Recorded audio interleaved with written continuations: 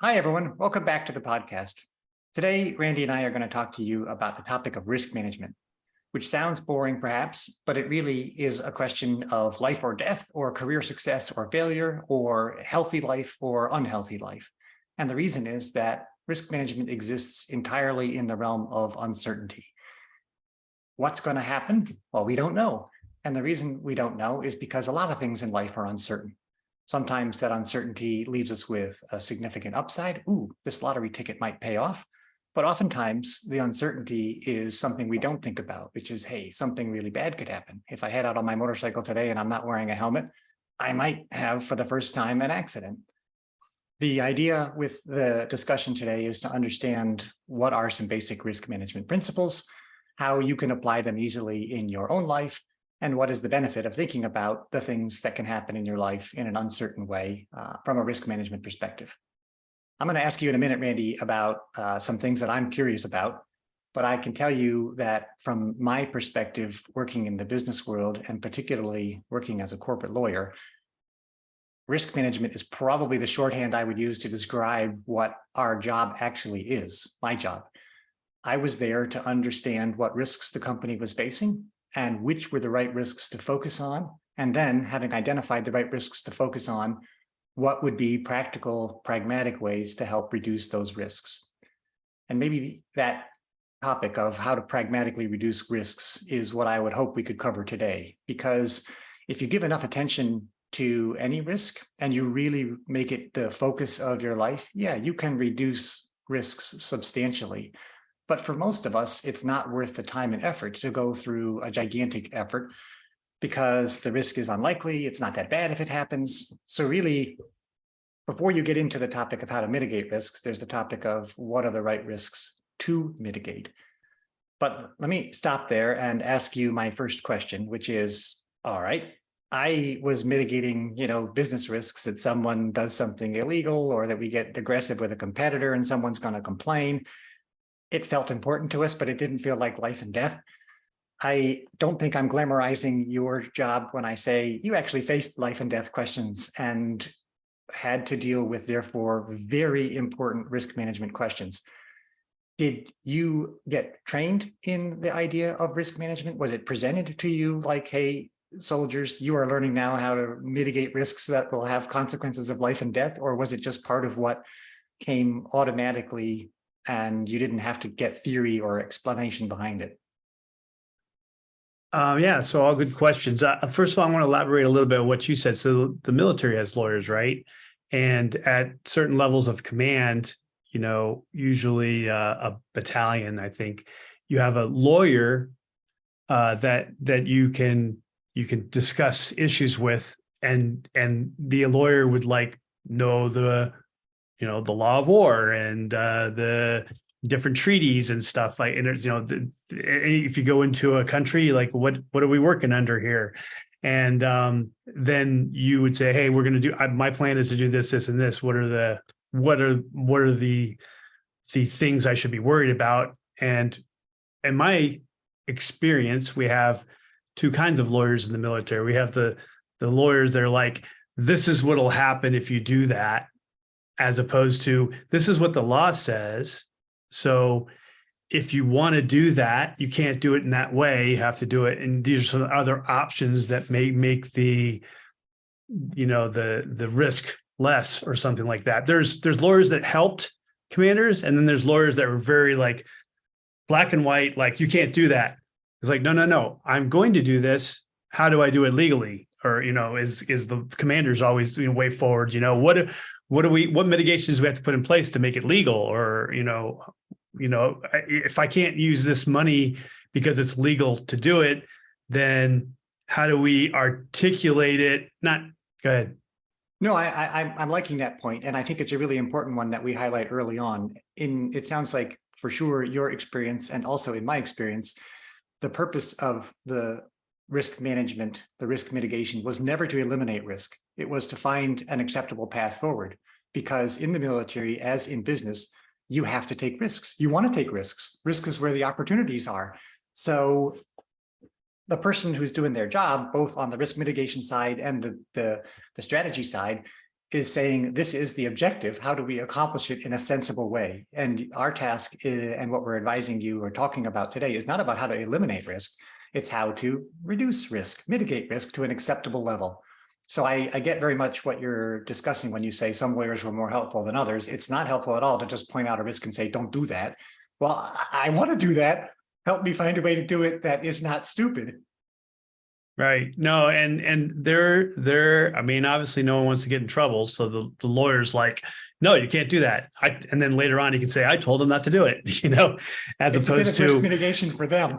That's right. As opposed to, hey, these are what could happen and be interpreted if you do it that way, or if you state it that way in your mission statement or something. But, if we don't actually attack, but we actually set up a defense at that, and then they attack us, then then we're covered, or something like that. Like there was at the end of the Afghanistan, after Trump did the Doha agreement, a lot of people don't know this, but America wasn't allowed to attack the Taliban unless they were actively engaging Afghan forces. But we're not everywhere at once. So if the Afghans called us for help, and then we sent a bunch of people, whether it was air platforms or vehicles or whatever, to get there, and when we get there, there's no fire being exchanged. We're like, well, and we can only circle the area for so long. Then we gotta go get some fuel, and then everyone's like, do, and the Afghans like, no, they were just shooting at us. Like, I don't see any shooting. And then we like go back to get some gas, and they're like, they get up again. It's not very fair for the Afghans. It was really kind of in my opinion, not the smartest move to say, yeah. If only if you're actually fighting.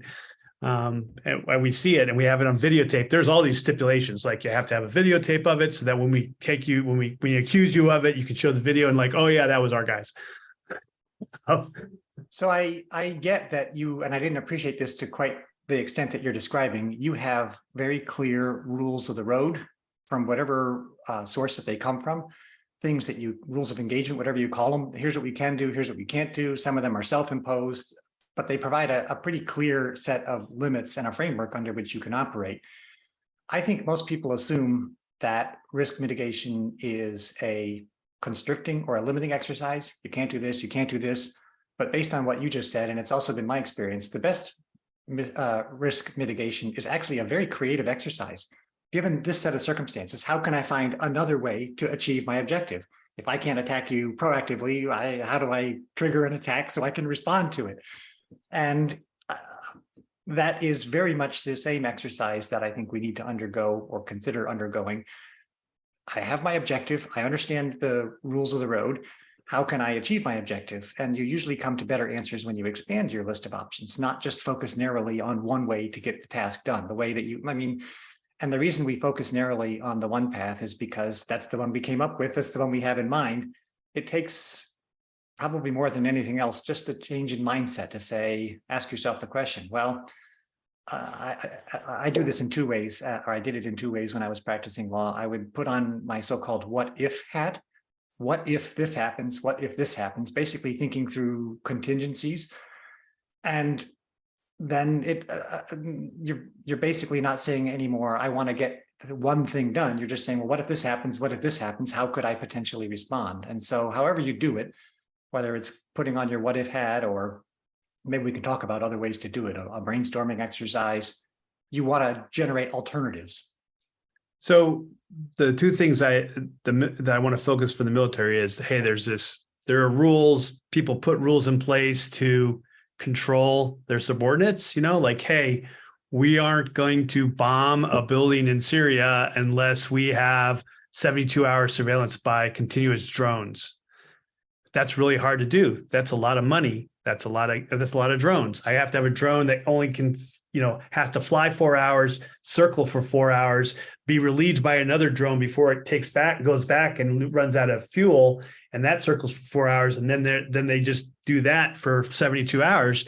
But we make sure there's no children there, there's no women there, that the bad guy actually went in there and didn't leave. And that's when we are allowed to bomb stuff. And that rules, I mean, that's not a standard rule. That's a rule that was in place at a certain time. They change it, they lengthen it, they shorten it, they change it to accommodate, because the enemy learned too, right? The enemy bring their family with them. Like, oh, and they say, hey, kid, go play in the street in front of the house with your other friends. So then we're like, okay, well, we have to 72 hours from the last time we saw a kid or a child or a woman in that building is kind of like what people would say. So that was one option. But somebody, while I was in the military between 87 and whenever I got out, 2018, 19, I don't know when they put this together, but someone went to a really nice school, probably a business school, Harvard or Yale or something, and came out with something called a risk assessment. Funny enough. And then they implemented it, and it became standard within the Army anyway. I think it's standard through all the military now. But it almost, and this is something we can also talk about, it almost restrains you or slows everything down. It's just another piece of paperwork, because it became like you have to do a risk assessment for everything. Like, hey, we're in a course, we're in basic training, and we're going to do physical training in the morning with the guys, but you have to do a risk assessment because 3 years ago, someone had a heat casualty because it was freaking hot and they passed out. So because of that, now every time we do physical training, which is every day in every unit at every level, they have to do, a risk assessment saying we're going to have water on standby, and we're going to look at the heat index and make sure it's not above a certain level. And if it is, we won't be running, and we'll be going to the air conditioned gym or swimming or something, and just all these things. The good thing about it was the really high risk ones, the shooting, the ranges and stuff like that, it was all what if stuff. The requirement was to write down every single thing that could go wrong that you could think of as the supervisor for this event, and then say, these are all the things that go wrong. What's the possibility? And if it happened, what was the worst thing that could happen? And there was a level, it was like 1 through 5 and A through E. And then there was a matrix, and you cross-reference the matrix, and it was either very high, medium risk, or low risk, right?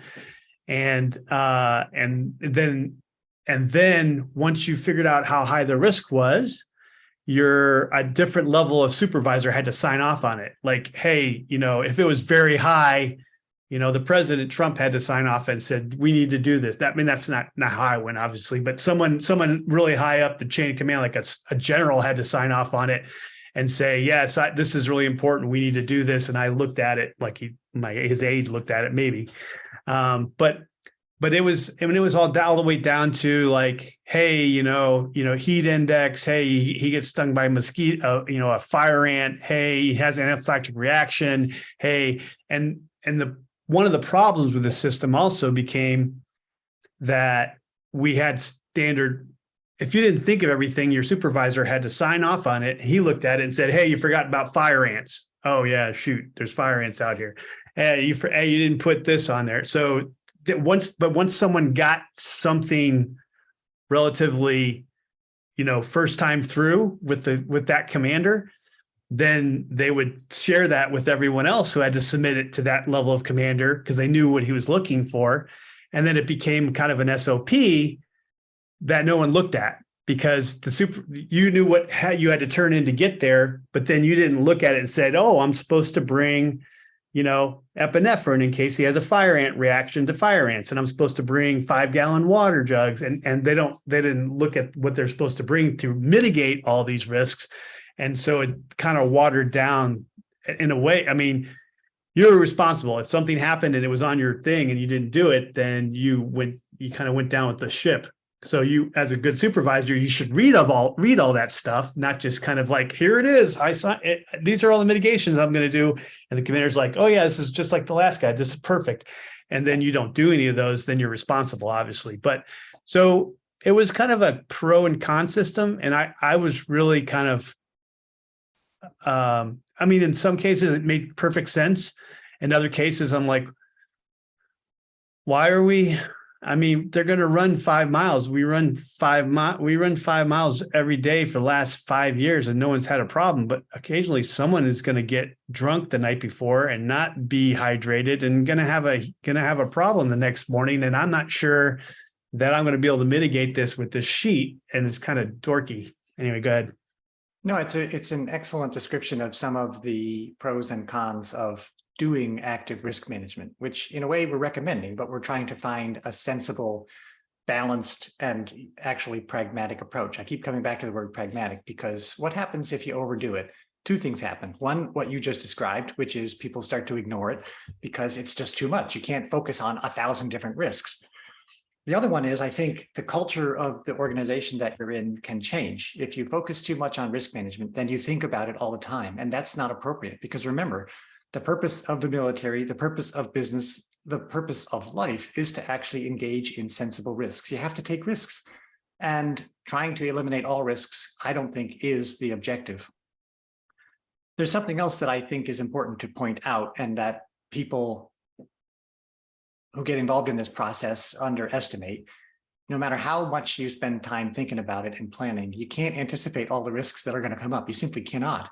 And so it gives a false sense of security as well. If you come with your 200-page checkbook or a checklist that lists fire ants and, flying bees and, burrowing termites, you're going to think you've got it all covered, but then some idiot's going to stumble over some kind of insect that you haven't anticipated. So what usually ends up being a nice way to approach it is periodically, maybe even once a year, depending upon what you're doing, go through this more detailed risk management exercise, risk assessment. We used to do a very detailed enterprise risk assessment at my company as well, but we did it once a year.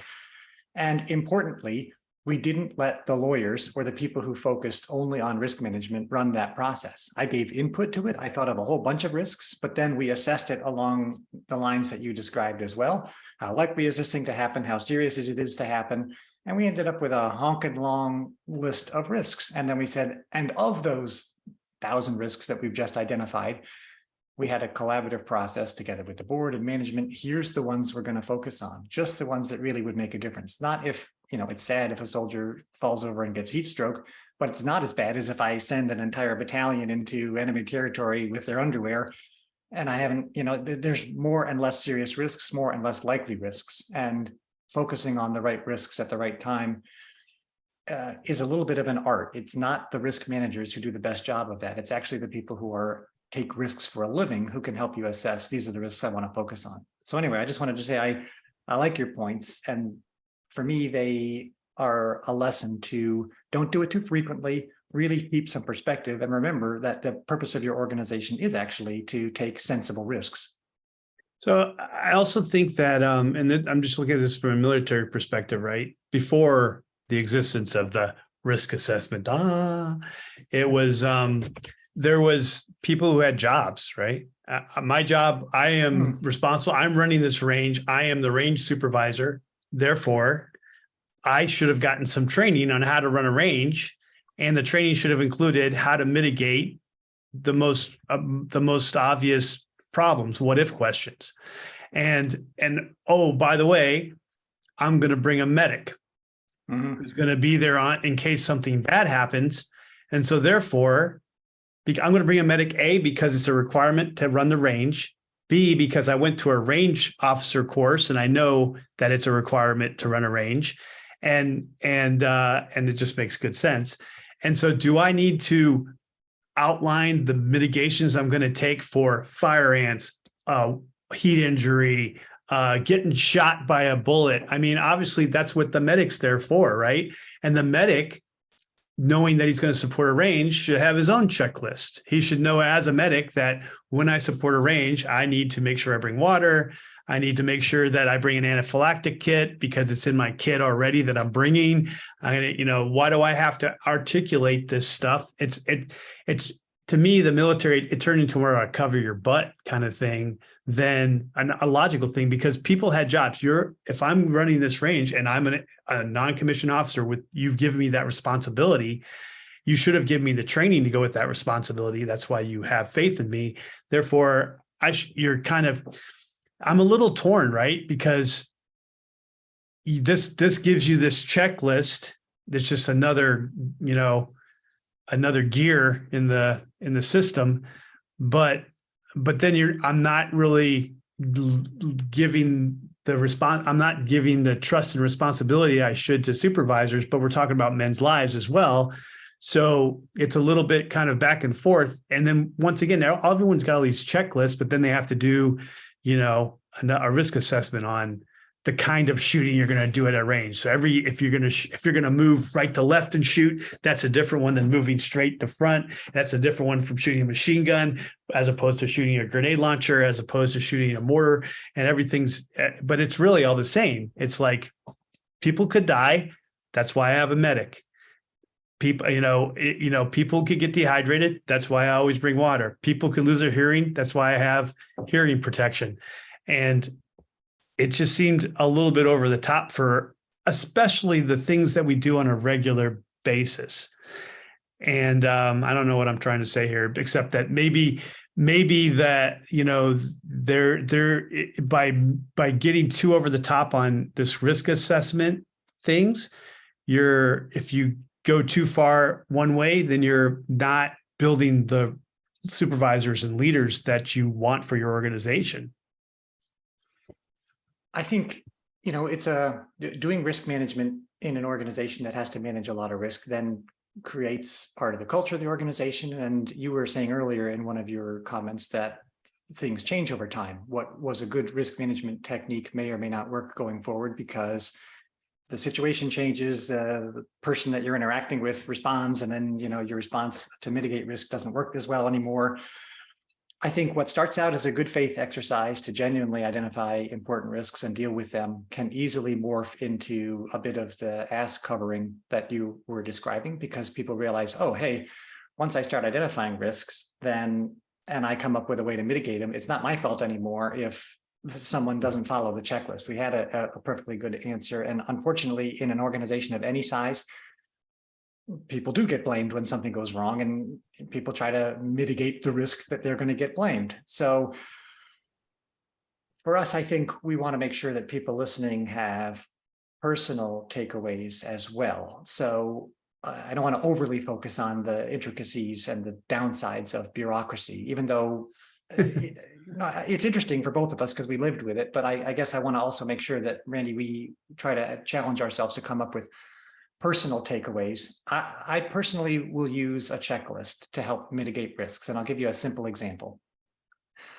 I used to travel a lot for business, and usually I would travel, first of all, many times and oftentimes on short notice. And it was stressful for me. This is going to sound so stupid, but okay, this is a bit of a risk mitigation. It was stressful for me to have to remember everything I needed in connection with every trip. Do I have my passport? Do I have my credit card? Do I have a hotel reservation?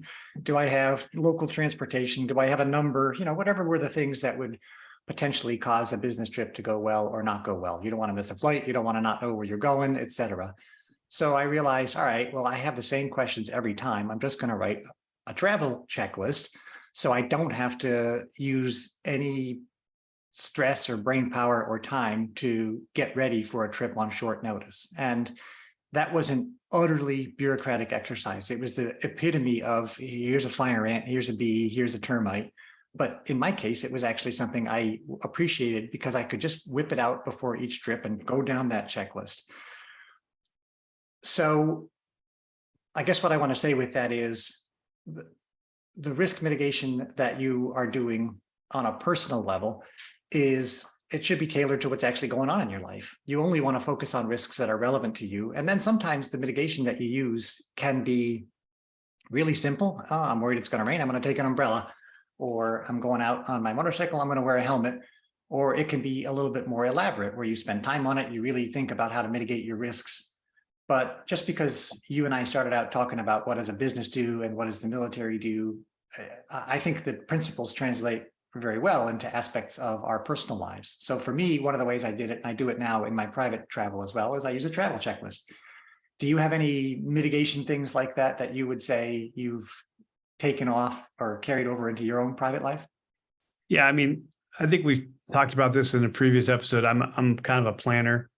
So really, And you consider that a risk mitigation? I guess it I is, isn't do. it? I do, because I make checklists just like you're saying, like a week out. And then I'm already thinking. So I'll make the main list a week out, and then I'll be thinking about it all the time. I'm like, oh yeah, I got to do this. I got to do this. And so by the time the day before I have to leave comes in, I have my checklist of, if I'm traveling, like what I'm packing, what I got to do before I leave, all this stuff. And it's already there.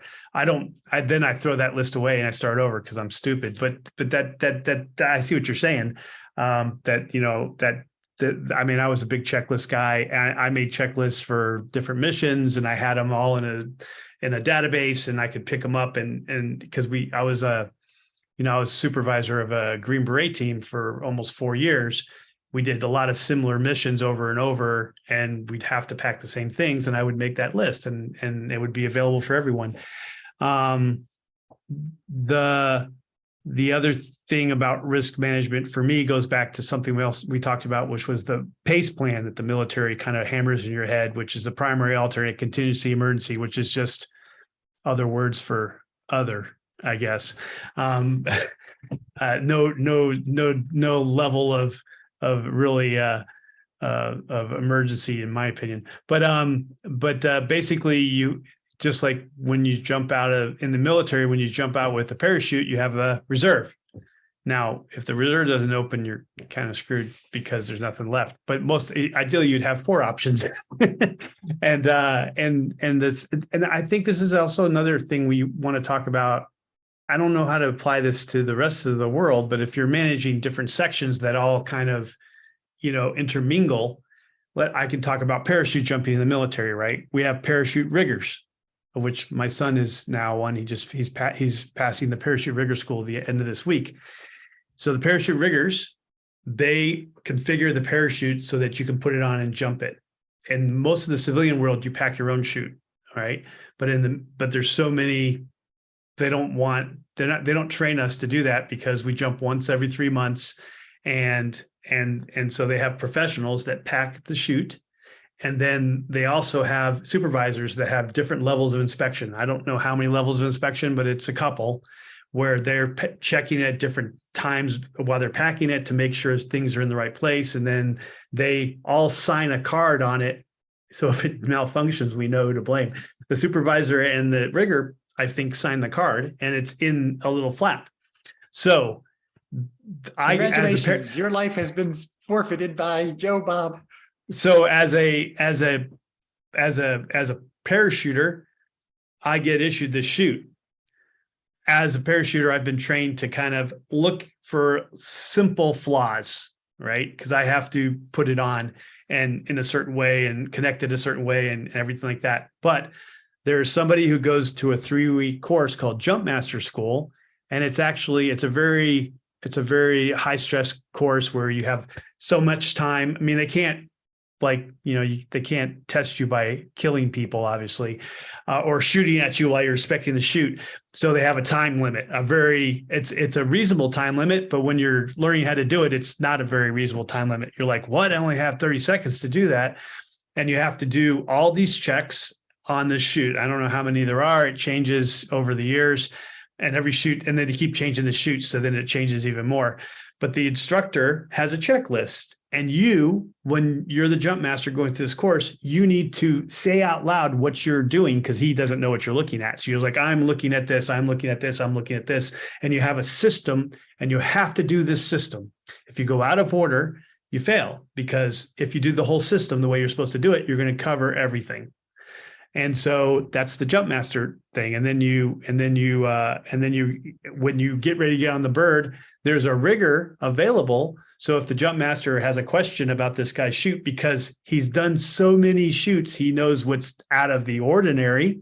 He's like, that doesn't look right, rigger. And the rigger comes over like, that looks weird. And then either the rigger says, don't worry about it, because that's normal with this new chute that we added this thing to the chutes or whatever. Or he's like, that is weird. Give him another chute, or he'll fix it on the spot, something like that. So all these different, in the military, there's different people that are involved in the safety of it, right? And then I think that would probably translate into the business world, where you have, your lawyer, you have the supervisor, you have the data processor or whatever, and they all have different responsibilities, and they just need to know. I think that goes back to communication, right? That should be articulated by supervisors to, people that they're supervising, like, this is your responsibility, and my responsibility is to check you. And the responsibility of this guy is to make sure the computer is working. So if your computer goes down, call this number and the help desk is going to help you. And there's all these checks and balances to risk mitigation to make sure things get done on time. Yeah, I think it illustrates an important principle, and one that is actually quite useful for individuals to take away, which is good risk management happens in layers. Multiple layers. I sometimes think of it as the Swiss cheese strategy. It's really rare for risk mitigation on important matters to be solved by a single thing, even if it's a single really thorough thing. So you'd think, okay, the rigger packed the parachute, they're trained to it, that's their job, they're going to do a really good job. If I get a good rigger, then I'm done, right? Well, no, actually, because the consequences of getting that particular part wrong are so serious that you train people how to be a jump master, and you train the parachutists themselves always to them do that last visual inspection. So you've got at least 3 layers of risk management of different levels of severity, depending upon what the person's abilities are and how much time they have. But that's a common and important risk management technique, which is to say, all right, rather than trying to find one perfect way to mitigate this risk, can I come up with a bunch of different ways, relying on different subject matter expertise, but quick, simple, easy ways? So the travel checklist or the packing checklist that we both referred to, that's a relatively quick and easy thing to do. It doesn't take a lot of effort. A lot of risk management is actually extremely simple things. Just somebody stopping and saying, I'm going to look at this, just look at it and see that there's nothing obviously out of place.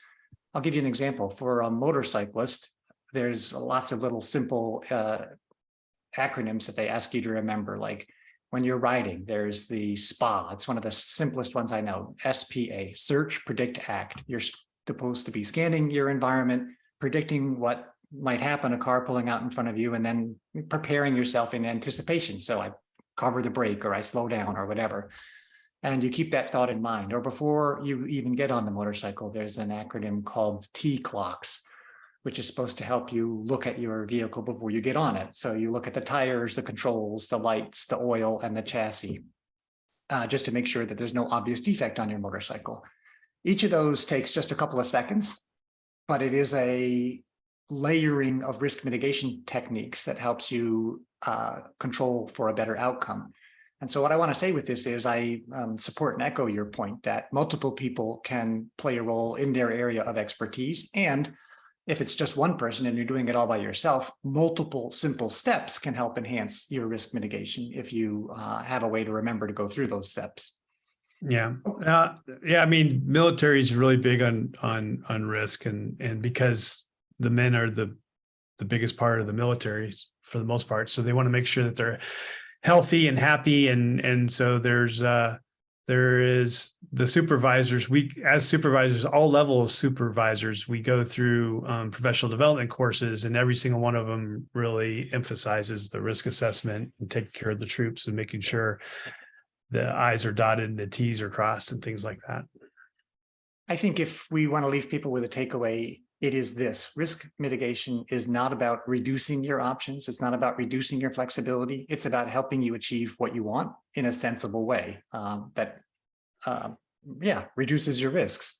So done correctly, it actually can expand your options. It can give you more ways to get to the outcomes that you want. And when you think of it that way, it doesn't become such a burden to follow good risk management principles.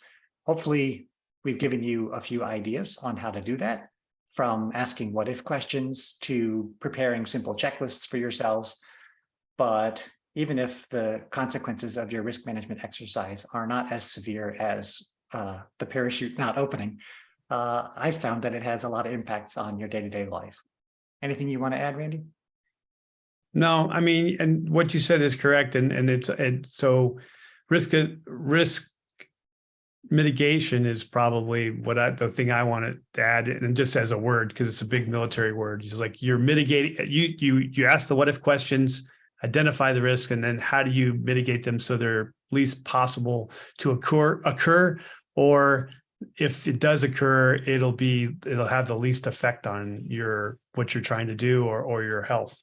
All right, I like that. Thanks, everyone. Hope you had a good time. Bye, thanks. We'd love to hear what you think, so please comment on the show with your thoughts. We read all of your comments. Thanks for joining us, and thanks for subscribing. See you next time.